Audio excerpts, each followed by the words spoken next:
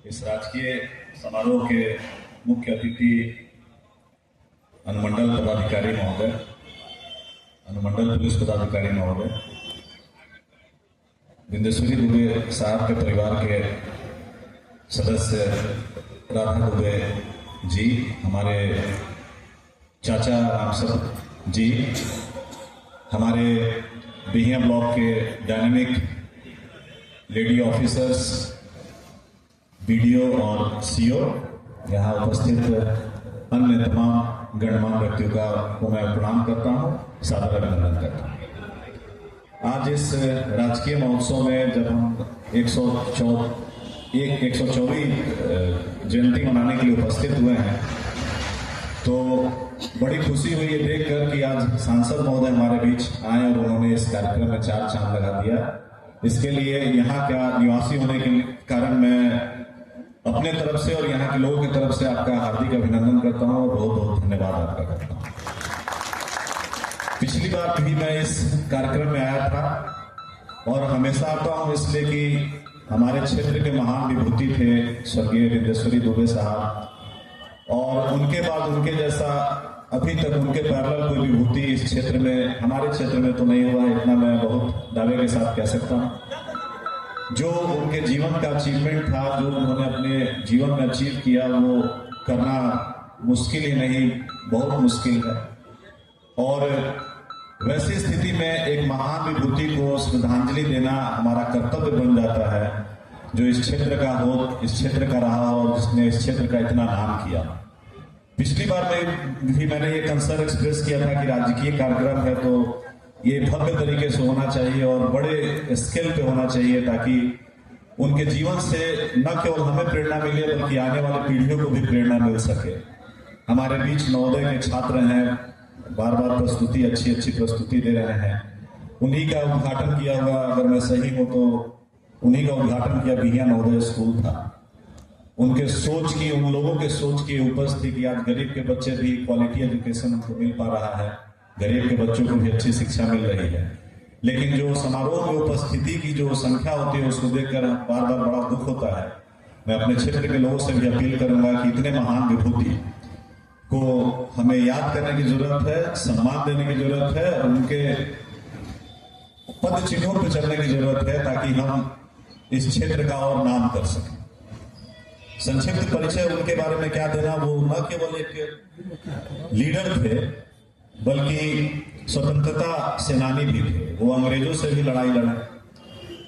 वो इतने ज्यादा मेधावी थे कि उस समय बहुत प्रतिष्ठित सेंट माइकल स्कूल में उनका दाखिला हुआ था।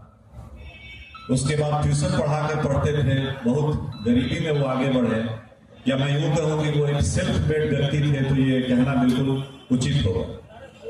बिहार कॉलेज ऑफ इंजीनियरिंग में जब पढ़ रहे थे तब क्विट इंडिया मूवमेंट, भारत छोड़ो आंदोलन में वो शामिल हो गए और अंग्रेजों के खिलाफ उन्होंने लड़ाई लड़ी। उसके बाद गरीबों के लिए राजनीति किया, ट्रेड यूनियन, मजदूरों की राजनीति की, कोलियरी के नेशनलाइजेशन में उनका बहुत बड़ा योगदान रहा। इतने बड़े व्यक्तित्व थे कि जब तक रहे तब तक किसी न किसी पद पर रहे, संसद में, लोकसभा में, राज्यसभा में, विधानसभा में, और मरने के समय भी वो जो है राज्यसभा के प्रतिनिधि थे। लॉ मिनिस्टर भी रहे केंद्र में, बिहार में भी हेल्थ मिनिस्ट्री में रहे, ट्रांसपोर्ट मिनिस्ट्री में रहे, एजुकेशन मिनिस्टर रहे। तो इतना वेरिड एक्सपीरियंस वाला आदमी, इतना महान व्यक्तित्व वाले आदमी के बारे में सोच कर ही बहुत सुखद अनुभूति होती है कि वो कितने महान रहे होंगे। हम लोग के तो उम्र उस समय कम थी जब उनका देहांत हुआ, 1993 में उनका देहांत हुआ। लेकिन अगर कुछ दिन और जीते, हम लोग के बीच में रहते, अगर हम लोग से कभी बातचीत होती तो बहुत खुशी होती। मुझे याद है बचपन में मैं छोटा था, जब उनका चुनाव होने वाला था तब हमारे भी गांव में आए थे, हमारे भी दरवाजे पे आए थे। उस समय मैं बहुत छोटा बच्चा था, बहुत लोग उत्साहित थे, हम लोग भी बहुत उत्साहित थे। यहाँ स्कूल एक था होली कॉन्वेंट, उसमें हम पढ़ा करते थे। उस समय उनके कार्यकर्ता लोग छोटा जो उस समय सिंबल था उसको हम लोग के लिए बैच में लगाकर चले जाते थे, हम लोग भी नारा लगाते थे उस समय बचपन में। तो बिंदेश्वरी दुबे साहब के सम्मान में जितना कहा जाए उतना कम है।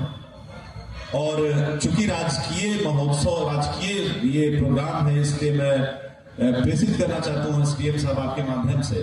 आज मैंने सुना था, शायद कल तक मुझे जानकारी थी कि डिस्ट्रिक्ट मजिस्ट्रेट साहब भी आने वाले थे, तो पता नहीं किसी कारणवश हो सकता है वस्तुतः वो नहीं आए।